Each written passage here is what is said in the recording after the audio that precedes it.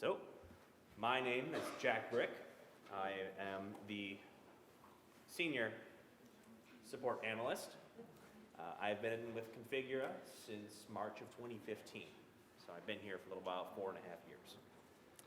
And I'm Curtis Kuipers. I put that, a lot of people might think it's Kuipers.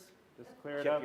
Yep, just to clear it up, it's Kuipers. It's a Dutch name. So, I'm a junior senior support analyst. Only junior because I'm not quite as senior as him. I've been here since November 2015, so coming up really quick, 4-year anniversary. He's also a bassist. Right. Yep, that's a bass, not a guitar. Yep. Just got to clarify, folks. 5 through 6 string? 6 string? 4 string. 4 string. Yep. Okay, all right. We're just making sure. Yep. So we're going to get the ball rolling with something we all know and love, but some people don't know and love it, which is the craziest thing for me. So I'll sometimes, very rarely, get the occasional user who's been using CET Designer for 6 months or 2 years, and I ask them to perform a clean start, and they go, "What's that?" What? Excuse me? You're missing out. So the Clean Start is available from your Windows Start menu. The easiest way to navigate it is navigating through the Start menu. Technically, the easier way is clicking your Start button or just clicking into that search area in the bottom left and typing the word clean, or just get CLEA, and it will pop up. That is also true for Windows 7 users. There are a few other options on the Clean Start helper. We don't recommend you touch those, if at all possible. Those are more or less for some troubleshooting stuff that you probably want to work with us on, because we might have methods that are, while similar to this, you're not going to lose out on some of the things, like clearing your preferences. If you think an issue is with your preferences and you hit this button, there is no restoring something you just deleted. We know where the file is saved. We can go move it, which fakes the clearing of your preference. We can test to see if it's a preference issue, and we can restore it after the fact if it wasn't the issue. So, and then factory reset, obviously, if you want to do that, fine, whatever, but we still would maybe want to save your preferences folder so that you don't have to set your inches and you don't have any recent drawings anymore and all that stuff. The uninstall, sure, fine, whatever. We'd rather, again, do that with us, do that with IT. If you've worked with us and you know how we do the reinstall process, sure, great, go for it. But otherwise, maybe don't hit it. The final one is extension details. Yeah, fine, you're definitely going to go that one. That just shows what extensions you have installed. And there's also a start option from in there. So if the clean start from there doesn't work, you can sometimes open extension details and then hit start there, and it's a little more explicit. But if you're not sure, just don't touch it. We're here. Contact us. Yes, I didn't. I went over this in the other sessions, but I'm being mindful of time because we actually ran out of time last time. So, what a clean start does, to my knowledge, and how it was explained to me, is as you're working in CET Designer and you load your extension because you're starting CET Designer and such, it's going to do some things to try to track what you do and make things a little bit easier on starting up. So because it's already loaded and has information ready to go, the next time you start CET Designer, it doesn't need to go through that process again. But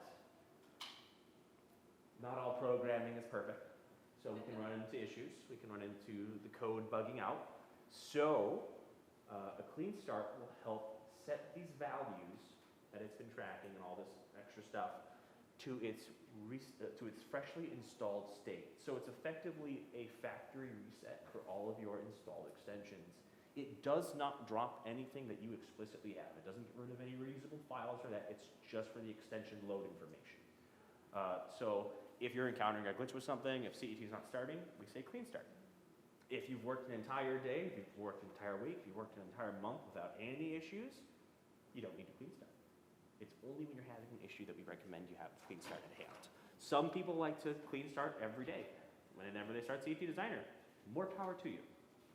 If you have that time to spend, because the clean start method will always take longer than if you just close CET Designer and reopening it, because it has to reset those values and then it has to go through all that load again, instead of the cached load stuff.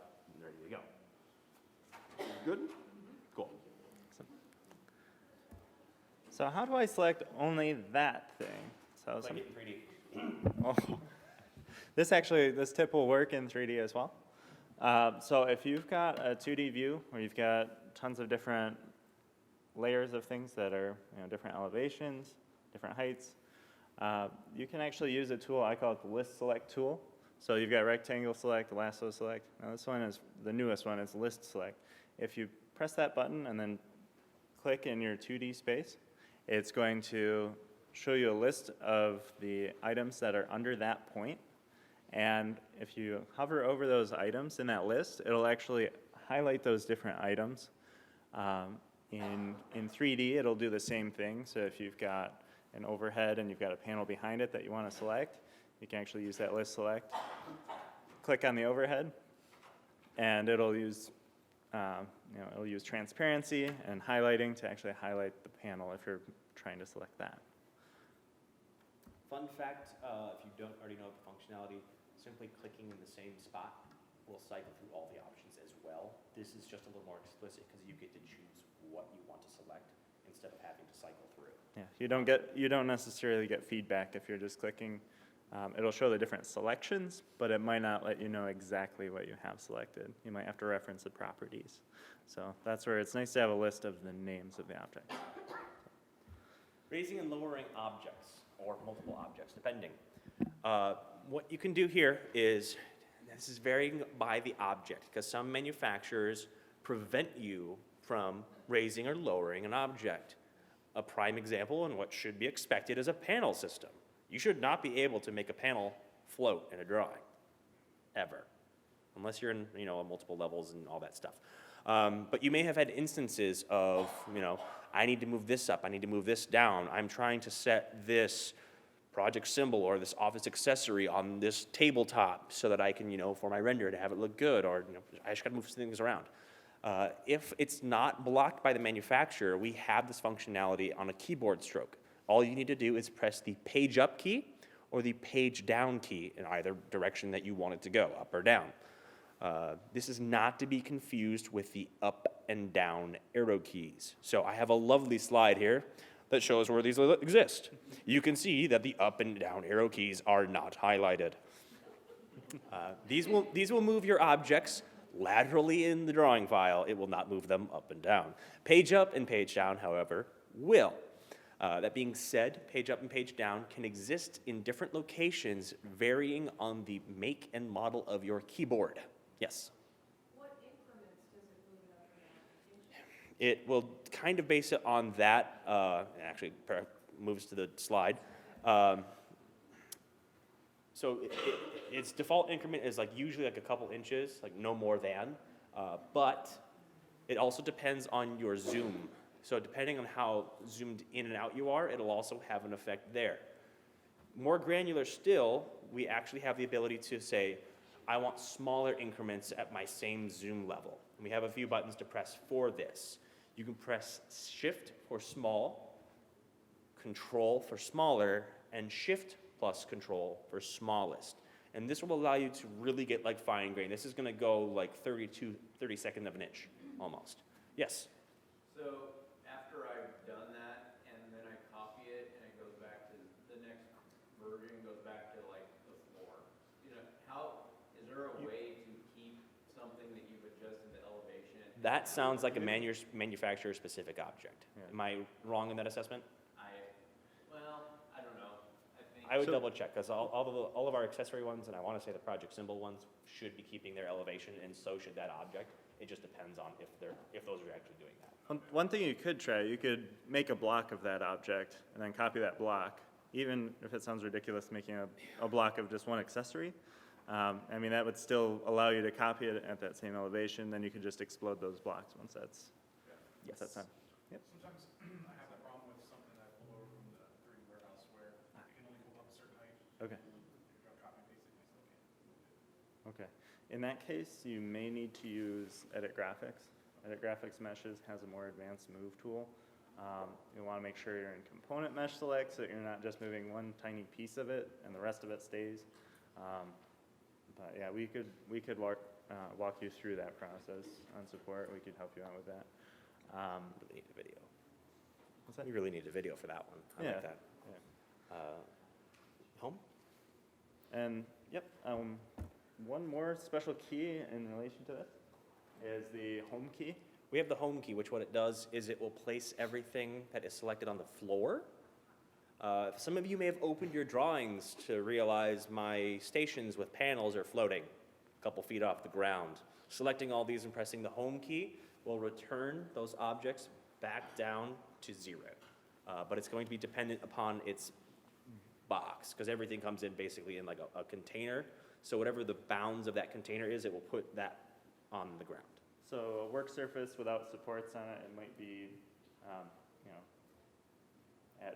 at desk level. Yeah, So, that's right. it would still possibly have a box, an invisible, empty box extending below it. So I'd put it to that to the ground, basically. So. Yes. Is there any way of overriding the manufacturer's height, even though they don't want us to change the height? Because some of the manufacturers are making their extension symbols at the right height. Yep. There are multiple avenues that they usually go. If there are allowable heights that you can change between, there's either in the 3D, you can click on the cylindrical node, and you can click and drag that and see if that allows for it. Otherwise, they may have a property dialog, the green box. They may have an elevation line for you to change. If both of those are not available to you and page up and page down does not work, your only recourse is to use edit graphics and then use the move command to move the graphic in the position that you want it to be. General note for edit graphics, it should be the last thing you do. Do everything else first. Set your finishes, do whatever you need with the extension information, and then edit graphics.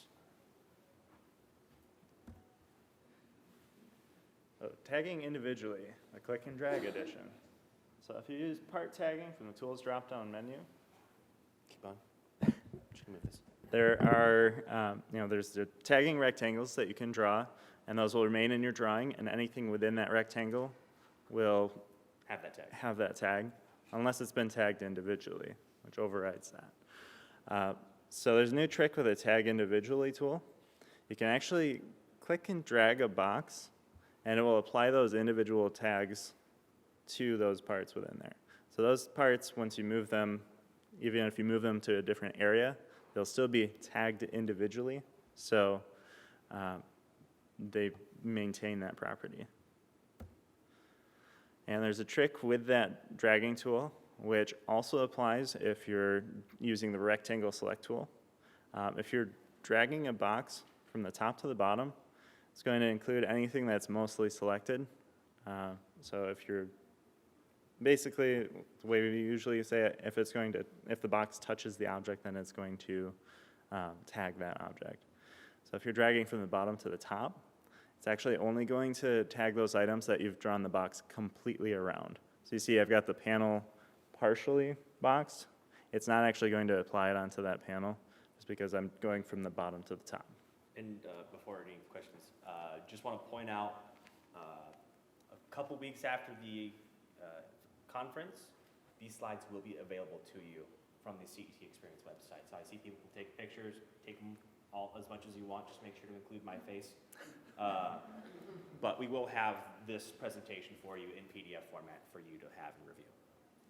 I thought I saw a question in the back again. Is that selection based on the symbol boundary though? Because I've had some issues with that where I'm trying to only pick certain things and either it doesn't actually select what I'm wanting or it ends up grabbing more than. Yes, if you're doing from top down, it's pretty much going to go, it's going to assume once you hit the bounds of an object, up to about like half is sometimes the marker of that one. So if it touches any point in that from top down, it will select it. But if it's from bottom up, it has to be fully encompassed. So if you're fully encompassing the graphic but not the bounds, you're going to miss it. Right. And sometimes it's wonky. So to add to this, a lot of people aren't aware of this. You can actually remove those part tags that you've applied individually. Using the same tool that you used to apply them, you just have to change that checkbox in the upper left corner that says remove. So you can either press the space bar to check or uncheck that box, as you're using the tag individually tool, or you can go up and click with your mouse pointer. So either of those methods works. You can actually also draw the boxes with the remove. Referencing the task manager. This one gets a little bit, I want to say more technical, but all of us being computer users, we should maybe know that this thing exists and we should know kind of what it does because it only behooves us to know that information.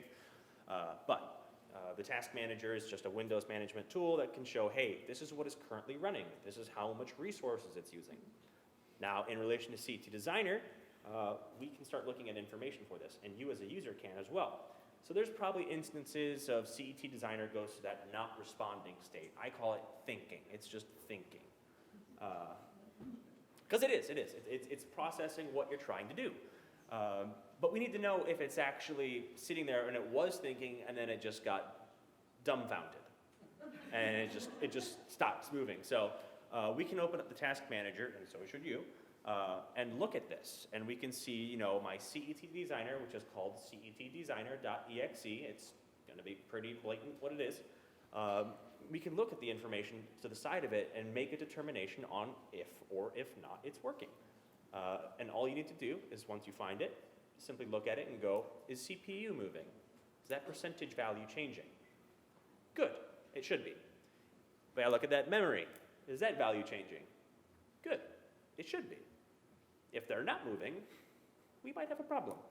If it's at 0, you got a bigger problem. But luckily, all you would need to do is just end the task if it is not working for you, and then perform that clean start we talked about in the first slide, technically the third, but you know what I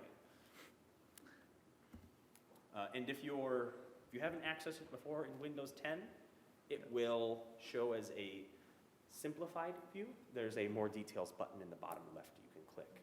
For Windows 7 users, it is all there, but you need to be in the Processes tab, not the Applications tab. CAD Dimensions. So this is a question we get a lot. Too often. If you import a CAD file and all of a sudden you can't find your drawing because the drawing space and the floor has gotten so huge, it's usually an issue with the dimensions of the CAD file. Not to be confused with the file size. It may be a simple CAD drawing that doesn't have much content to it, but it still could have an issue that's causing extreme dimensions. In this case, size of Delaware and Rhode Island combined. And We've seen the size of the Russian Federation before it was broken out. The biggest question on that one was why, but we'll let bygones be bygones. I don't think it had the actual contents of the Russian Federation. No, but just the space. it's unverified. Yes. So something else that you can use to reference, it's going to put those numbers in the dimensions field. It's going to reference X and then Y and then Z. It's also going to give you a key with different images. I've gotten a lot of questions before about, well, actually, nobody asked this one. I got a question, and I wondered why nobody asked what these images were. So they actually are supposed to represent sort of the scale of the file that you're importing. So they start, if you start from the left, they start from a mountain. So as you go to the right, it progressively zooms in, and you reach the smallest size, a keyhole.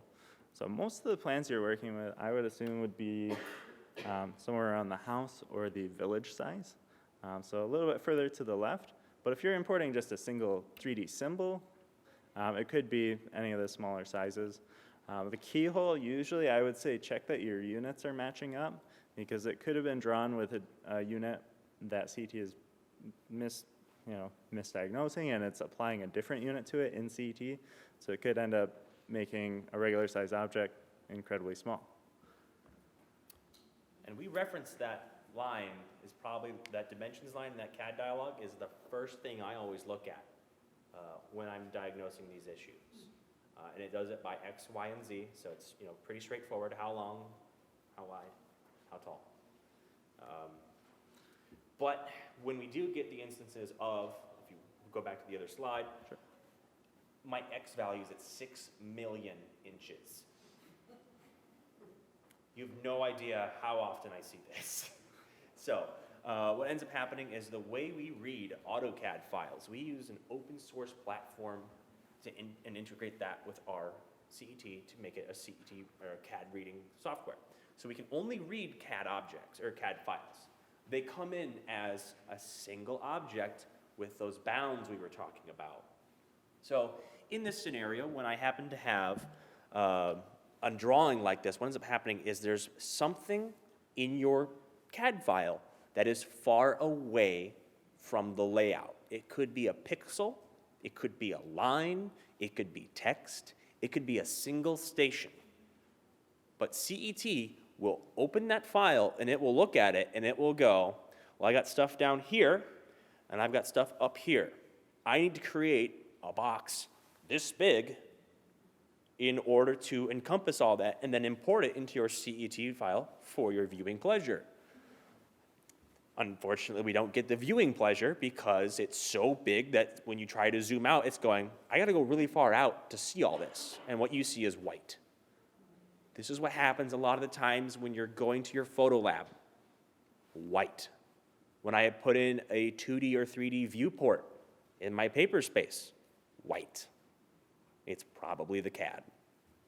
So there are a couple of methods you can do. There's also another issue of architecture firms are really, really, really, really good at not putting layouts at 0, 0, 0 in AutoCAD. You have a 0 point in there, but for whatever reason,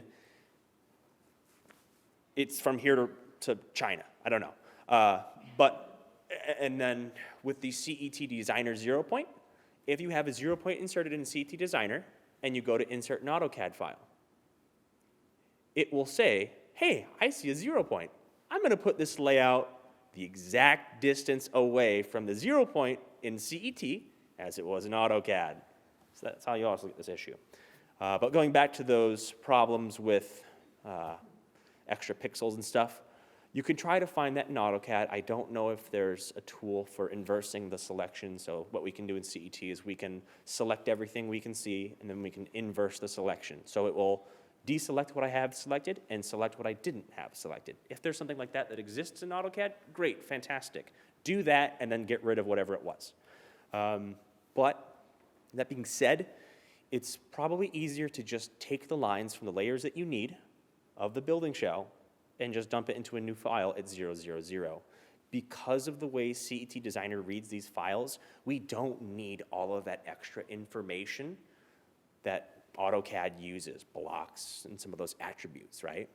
So we just want a simple line drawing file. As simple as we can get, CET will love you for it, and you will have less performance problems instead of importing a 16 megabyte layout file that we read nothing over. So, yes? So I don't have AutoCAD, I work with the manufacturer's rep. Yeah. So basically, it's a lot of times salespeople just send me, Yeah. and they won't know what's in the CAD file because the salesperson can't open it either. Yeah. So they just send me something. Is there a way to, I don't know, crop like a CAD file in CET so you only see like one of their layouts instead of their 10 that they just want to use? Yes. I don't know if it supports that selection box tool, but in the, I think it might also be in the wall drawing tab, but in the tools component tab, the same tab you can use to insert the AutoCAD from, there's CAD property things that you can change, and there's one called hide entities. So you can at least hide those portions of that AutoCAD, but I can't remember if it affects the bounds box. But yeah, there's not really much more you could do there. Yeah, I think it would still be the same size where it would have multiple layouts, but you can actually use that tool, the hide entities. You can use it and click and drag, like we were saying cool. with the park tagging. So you can click and drag around that plan to hide all of those entities, and then you still have your plan that you need there. So you may still run into some of those zoom issues. There are some other zoom tricks. I mean, I would say, you can contact support and we can Help you out. walk you through that. But we do like, simple CAD files. So we usually have a process we suggest to users when they're having issues with the AutoCAD. explode it 3 times. We don't need blocks, so don't have them. Obviously, if you're using your layout in conjunction with Project Matrix's convert tool, which reads CAD information, you can't do this because those attributes exist in there. So just be very mindful, because you can actually have product information stored in your CAD file for that reasoning. You can use the burst command as well, functionally similar to explode, but it's very specific on what it does. It will kind of remove attributes without entirely exploding things. This is mostly useful when you have problems with text. If your text is not coming in correctly, it might come in as boxes. It's because it has an attribute on it that CET can't read. So bursting this should be able to help with that, but you're still probably going to need to explode it if you see that %%U, %%I, because the reader tool we use doesn't read formatted text. So that's why you're getting that %% value. And then if you want to purge and audit, great. The first 2 steps I usually suggest and leave it at that. You can also flatten if you need to as well. If failing all that, we can import images and PDF files. The PDF file is just treated as an image for the page, but we can also read images out of it. We can import those, measure and scale those to the correct size, and you can use an image or PDF as your layout. And actually, it should also detect lines. So if you need to draw walls on top of your PDF, it should detect where a corner is and snap to that. So Yes. If you use a PDF as your base, is there a way to like deactivate it so that when you click, it doesn't automatically click the PDF? That's a sore subject for me. That functionality is there, but it is not exactly the same as it should be for AutoCAD. I've sent a couple tickets on. If you want it to do that too, please send, send along your tickets as well. But yes, it should do that. The other way I treat it is if I don't need to worry about seeing it in 3D, and I can at least manually draw some stuff, or if I'm just working on like stations that are already existing at this point, I'll freeze it, and then I'll put show in 2D, show the frozen 2D, and that way you can use it and not interact with it, but it's there. and then it's not a big gray box. Right. I had another question. Yes, in back. The walls are only thin walls, so we are restricted when we can draw walls when we bring in a CAD file or a PDF. Right. Is there anything we can do to actually draw in normal walls? That's a tougher one because I believe it does technically draw normal sized walls, but with the But way, we can't add doors or windows. right, that's the problem with those. So that would be a thin wall then. But the problem is, most of the time, AutoCAD walls are drawn with 2 lines to denote the thickness. And we don't really have anything with CET, with the way the reader tool works, to designate, okay, for this layer, what I need is a normal wall to fill this gap. So no, there's nothing we can do at this time. But again, more feature requests for stuff gets us kind of looking in that direction. If that's something you guys want, feature request, I can't say it enough. Had a couple more. Yep. Is a clean start the same as purge in AutoCAD? Is that the only way to like? No. clean out a drawing? No, Clean Start will not affect your drawings. It only affects extension loading. Right. Is there any way to like clean the drawing out? Say, Nope. is it just not necessary because of the way the software is developed? It might not be necessary. It depends on what you're trying to remove, because Yeah. CET would have a really hard time saying, okay, what's unwanted to you? So we Right. would need to create a tool of saying, okay, maybe I want to get rid of all my comms. Maybe I want to get rid of all of my loaded schemes, but the schemes don't affect the drawing. So if your extension uses specials information and it stores stuff locally, maybe there's an option for that. But it's so granular on where a purge could exist that it can't just be solely with us, because someone else may create their own dialogue, and we wouldn't be able to purge that. Just in the back. How about for hatching from CAD to CET? Are options that walls, right, Yeah. to be darkened or hatched? That being said, That makes it. we don't really like hatching, period, in there. For some reason, it takes a little bit more out of the resources and it might slow it down. That being said, our 2D square tools, they have hatching. So you could just redraw those if you have to. Other questions before we move on? I gotta keep this moving because last time I was running out of time, so. Yes. I felt the need to add this one in. It's one of my favorite tips I found out recently. If you're making a fresh batch of coffee, if you put a little bit of cinnamon in with the grounds, it smooths out the flavor. So if there's like sourness or anything like that, makes it easier. What's that? Oh, the cinnamon for CET. Clean start, I guess. Yeah, clean start. Yeah. This is the clean start for your coffee. Now, even better, because I'm sure all of you experience this. The cinnamon for CET is when you're having a problem, you chat in, and then it works for us.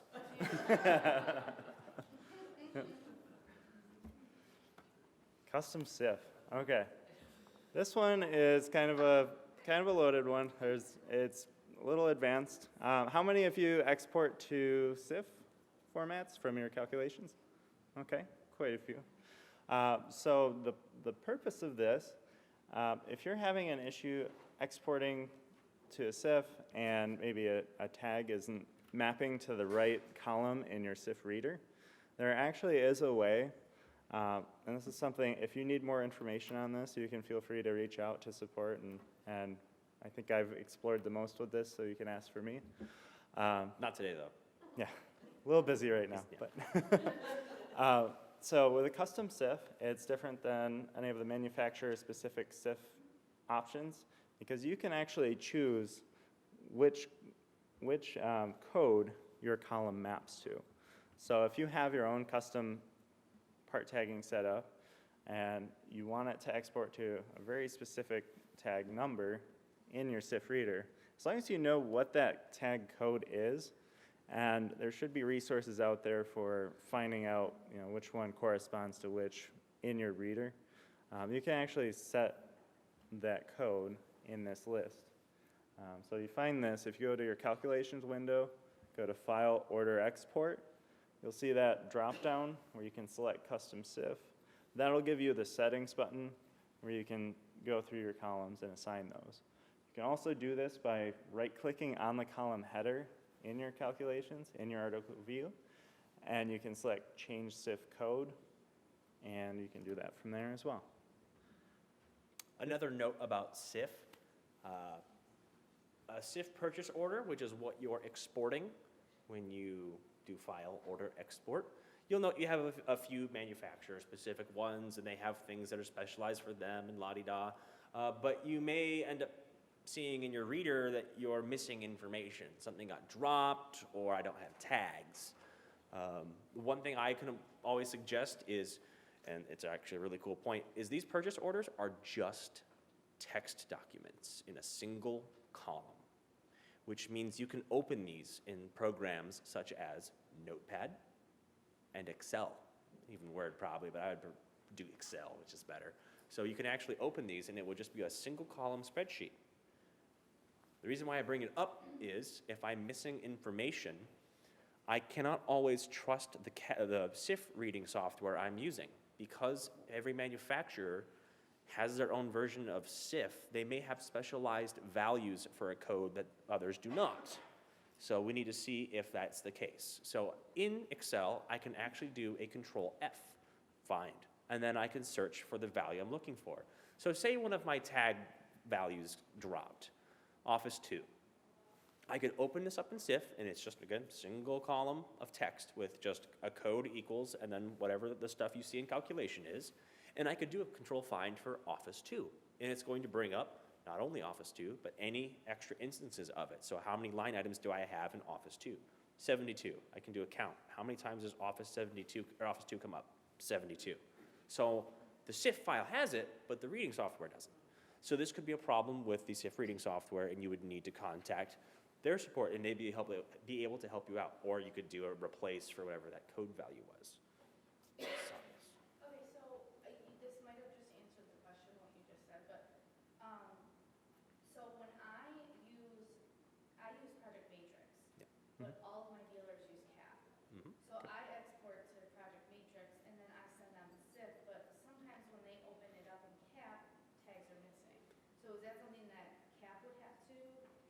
This is the step where I suggest opening it up in Excel. Okay. Because then you can just go, I want to look for this tag in this document. If it finds it, then maybe something that they're looking and reading at is incorrect, go to CAD. Okay. But if it doesn't find any of that tag, then you know it's being dropped on the export, and that's when we need to go, okay, we have to get this fixed.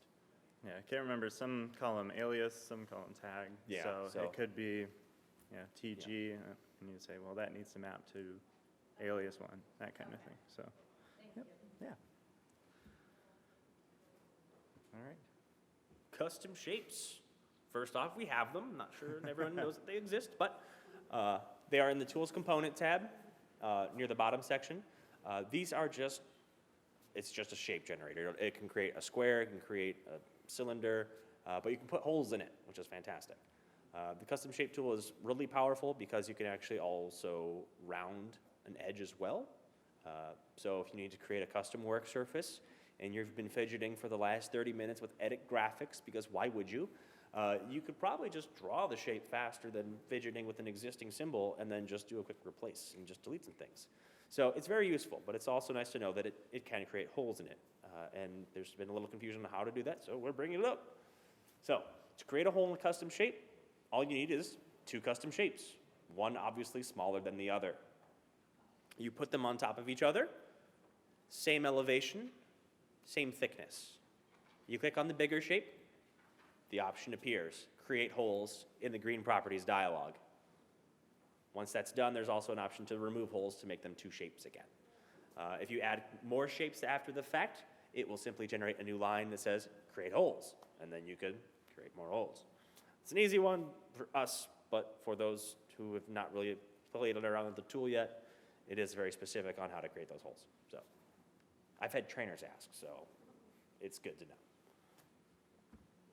Save, yes, question. So why do you have to draw another custom shape? Why can't you just make a hole in the original custom shape? It was the way it was programmed, unfortunately. It was just done with that in mind because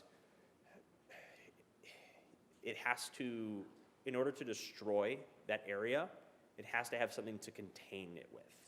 So it has to have that second object there to be the contains destroy. Otherwise, it would have to just remove the entire thing and regenerate the graphic, and that actually expounds more resources than just saying, hey, just put that in here. Keep saying destroy, that sounds pretty metal. I know. We were just talking about how, All the CAD commands. all are the so CAD commands, scary. overkill. All right, CAD, calm down. Jeez, I'm just working on a layout. All right. Save. Saving our drawings, guys. It's very important. I'm not your teacher at school telling you should be saving every now and then. You should, really though. saved on- Please do. Yeah. I feel for every designer that has to come in and goes, I had an issue. I've been working in the drawing for 4 hours. My CET crashed. And now I'm back to square one for the day. And then you're like, that sucks. But did you save? No. Okay. Yeah. I can't say that. Maybe a little bit. But luckily for all of us, we do have tools in place to try to alleviate some of this rework. We may not get all of it, but we dang well are getting as close as we can. So we have 2 backup tools, technically 3, but we have autosaves, which will save an autosave file, which is just another backup, incrementally every few minutes. We are able to control how many copies of this autosave are generated, and then the save interval. So we can say, I want 5 autosaves, and I want them to save every 5 minutes. What this will do is every 5 minutes, it will save 1 file, and then another 5, next, and next. Once it reaches the max, it will then start autosaving over the oldest first, and then get to the newest, and then it just does through that every time. That's very powerful. Right now, I think it defaults to 2 in every 9 minutes. For this one, we usually actually say maybe up at 1 or 2, and then depending on how you're working, lower the interval. I say depending because if you're working in a network environment, and most of us do, no network traffic, no network is always perfect running at max capacity, max speed. There's traffic. You get slowdowns. When we perform a save, CET dumps that drawing file into memory, puts it into a new process, and then has to go save that. If there's a slowdown being bottlenecked by your network, it's going to slow things down for you, because now we have this process using extra resources, waiting. And then you want that to happen every 5 minutes, waiting. So it always depends. But if everything's good, everything's working great, that'll be fine. We also have the default backups. So what's the difference between backups and autosaves? In terms of their files, nothing. In terms of the functionality, a backup only occurs when you close the drawing. And also, I believe it does another backup as well when you save. But those are those two. And I'll let Curtis talk about file mirroring. Oh, question though. We're having a problem with drawings are just disappearing in our office, and this is happening. Almost every designer in our office files just completely disappear. Backups are still there, the autosaves are there, the drawing file name is just gone. It's been happening. And I assume this is a network location? Yes. Those are harder to diagnose. One thing we would need when those occur is whenever CET performs a save, it logs it. But the problem is we would need to know whose drawing did it and how quickly they saw the disappearance occur. Because once you... Just the next time we go to find it. Yeah, that's tougher because the logs refresh every time CET starts. So if we get the log that it at least put it there and it did its double check. CET does its double checks when it goes to save a drawing, regardless of whether it's local or network. But on network, it'll go, I'm going to save to the computer first. I'm going to make sure that save worked. Now I'm going to move that save over to the network, and then it's going to do a check for it again. If at any point it fails this check, it'll try again. If it fails again, I think it goes like 3 times, it will then present you with that banner, red banner message, and there was a problem saving this drawing. It should be doing that. So if we're not getting that, there's the possibility that it worked. Another possibility that comes to my mind is you do the file save, and then you immediately close CET Designer and you shut down your computer. Again, CET Designer moves your file to a different process. That process, called CET Save, handles all the saving and then putting it there. If you're going to be closing CET immediately after a save and it needs to get to that network location, that could be another condition. So it's trying to replace the file and then just drops. I can't say that with 100% certainty, but that is one thing that comes to mind. I think I had 2 hands in here. Are you doing that on a VPN, or are you doing that in your office? In our office, well, it really recently happened. We were acquired by another dealer about 6 months ago, and old server system, that's when it really started happening. Save. Because I've had a drop file like that on a VPN connection, but Okay. Yeah, we used to have it on VPN often, and now it's in office. Which brings us to file mirroring.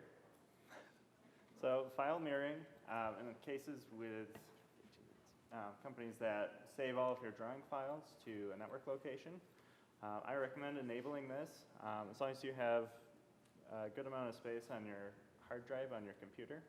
A lot of computers have 2 hard drives as well. So you might have a C drive and a D drive, a data drive. In that case, I would recommend enabling file mirroring and point it at a folder in your D drive. I usually will just call it something short like CET mirror. So what it'll do, it'll save a copy at the same exact time that you're saving your drawing, and it'll save it to that other location. So that just gives you another method of recourse, and that may be something that would help us, diagnose what's going on with your drawings as well. So I would recommend exploring file mirroring in that case. Is that override every time you open it up then, or does that keep it as a copy each time you're working? The mirrored file is its own CMDRW, and it updates only when you perform a save. In the interest of time, I'm probably going to have us blow through these next 3 slides. It's pretty easy information, but we're about 15 minutes left, and we got 10 slides to go, and I still want to open the floor to you guys So if you have any questions, feel free to ask them, but it should be pretty quick for these ones. Mysterious missing dialogues.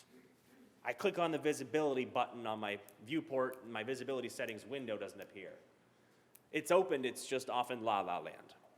So the way we can get that called up is we go Views at the top of CET Designer, go to the Gather Open Dialogs command and click that. Alternatively, you can just press Alt+G, and it will call that window. And it's going to bring it to the top left corner of the main CET Designer window if it can be called. Some manufacturers create things that cannot be called, and it gets annoying. We usually ask them to fix that. The only exception to this rule, which we are working to fix, is SketchUp. All of you have probably seen this, or at least some of you. You click on the SketchUp warehouse icon, it opens the window, but you can't find it. But if you look on the taskbar, it's there. Hover your mouse over that icon on the taskbar, a preview window appears. Move your mouse onto the preview window, right-click so the commands come up, click on Maximize, and the SketchUp window will appear on your monitor. It was probably just thinking it's off on a different monitor and just needed to be called back. Once you've maximized it, I take the extra step of clicking and dragging the top of the window so that it resizes and then moves wherever my mouse is, to then just make sure it's on my monitor. Next slide. Tabs go.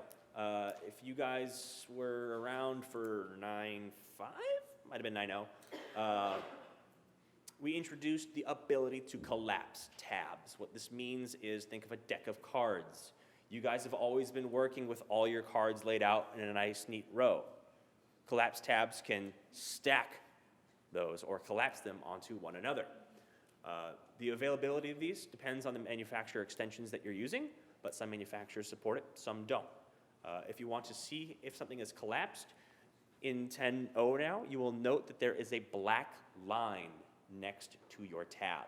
This is to denote it is stacked and that there are other tabs behind it. We had a nice big issue of people accidentally collapsing tabs and going, "Where did my tabs go?" And the UI wasn't that great, and I had way too many of those chats in a single day. So we got this one pushed up. So He's still recovering. I am, folks. So there was a lot of therapy involved, and that therapy involved a liquid. And cards. Yeah, and cards. That's gambling. But now it's a right-click option only, or clicking into the UI. But I like the right-click option. So you have this option to maximize, minimize, collapse all, or expand. It's a really nice thing because for some manufacturers, you have over 70 tabs or more. And there's just so many to go through.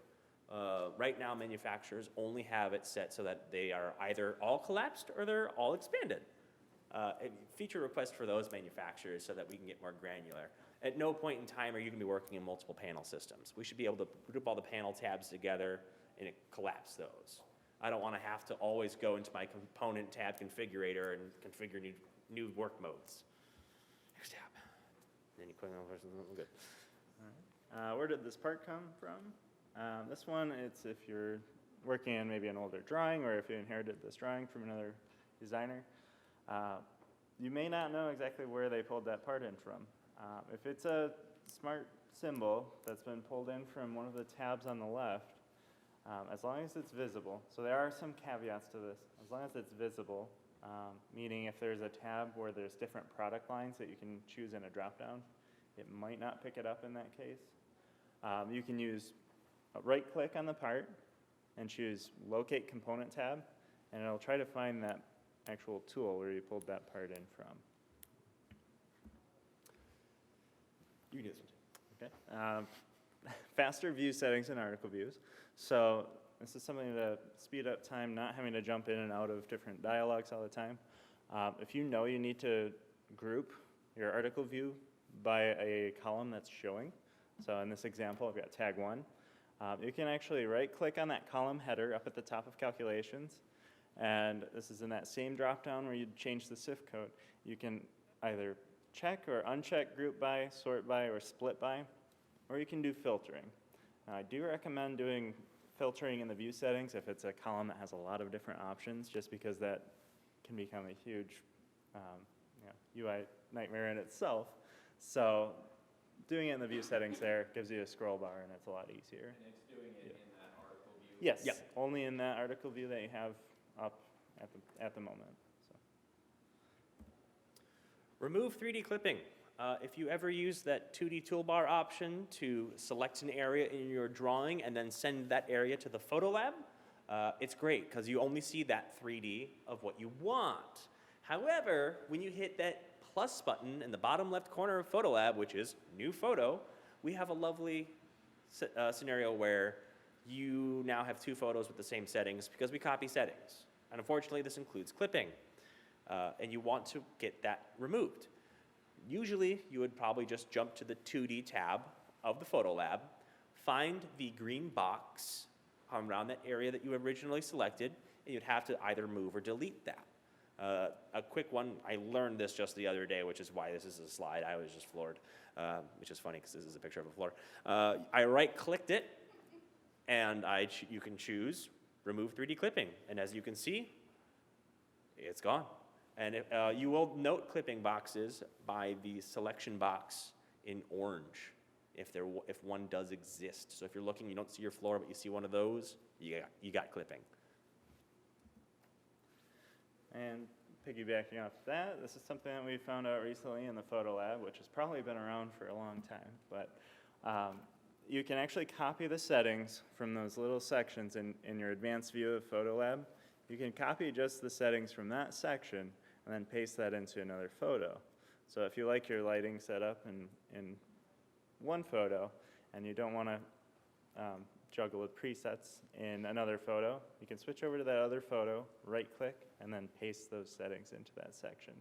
So the reason that was kind of hard to find, you have to actually right-click in kind of a margin. You can't click on either the text or any of the sliders, anything like that.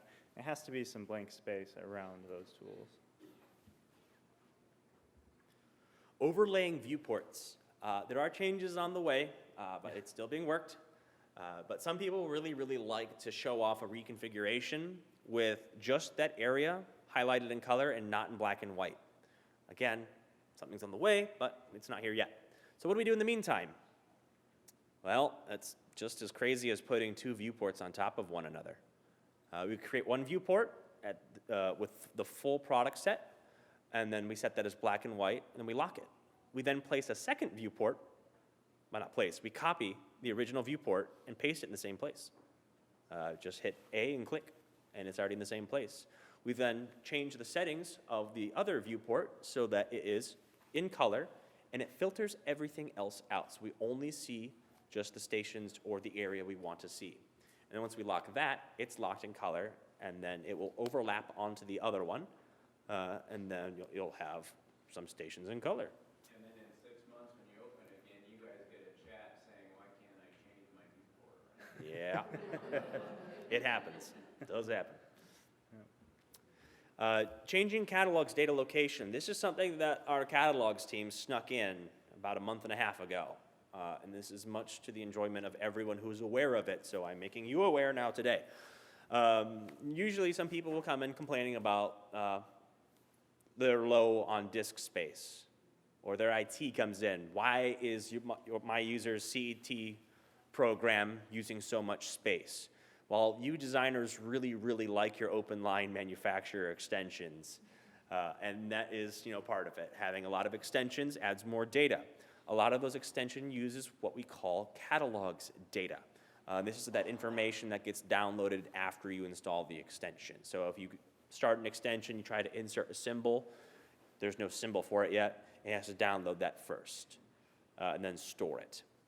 So this has been by default in your CET data information, your install information on your computer. We can now move this, but only to a secondary installed drive. If it detects a thumbstick, if it detects a network drive, it's going to say no, because you cannot guarantee that that drive is going to always be accessible, and you can't guarantee you always have that thumbstick. You can move it around now, but that's fine. So this is best for multiple drive machines. So I have a computer with drive C and a computer with drive D. I can move this information to drive D. However, it is going to tell you this drive is slower than what you have on your C drive, because normally the C drive is the better performance of the two. So there is the Little bit of sacrifice on performance. In general, though, as far as I've seen with users, this has been negligible. So you won't really notice it. It's just maybe it will affect load times. But once you're in CET, it will be fine. If you have any other questions when changing that, I can help you out. It's not as intuitive as I would like, but at least it's there. It has been the crux of many storage issues for quite a while. And report everything. Goes without saying. Yeah, and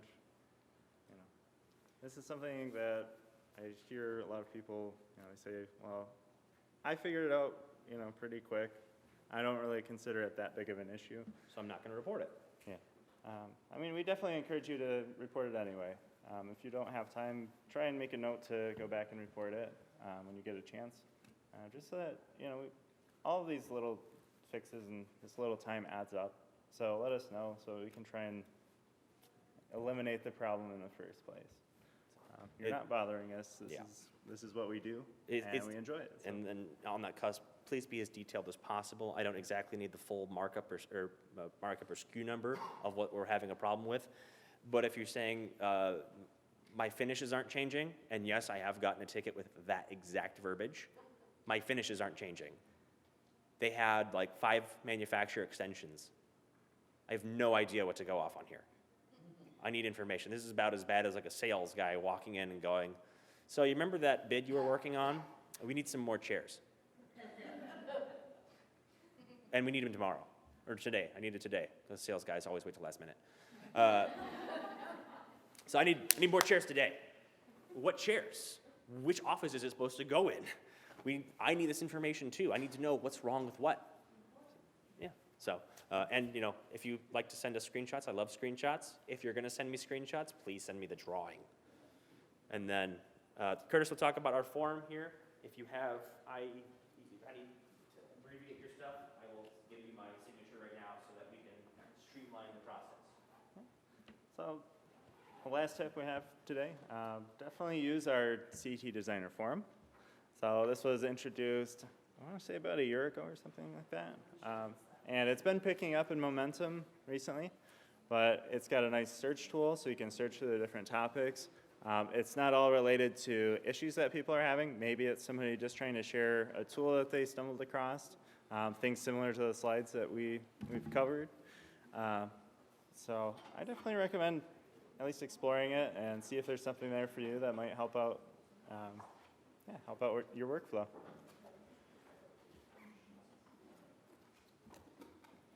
I do want to mention as well, you can't ask product or manufacturers. That one is designed for base functionality. Manufacturers may have their own forums set up though as well. That would be available under the support dropdown in my Configura. So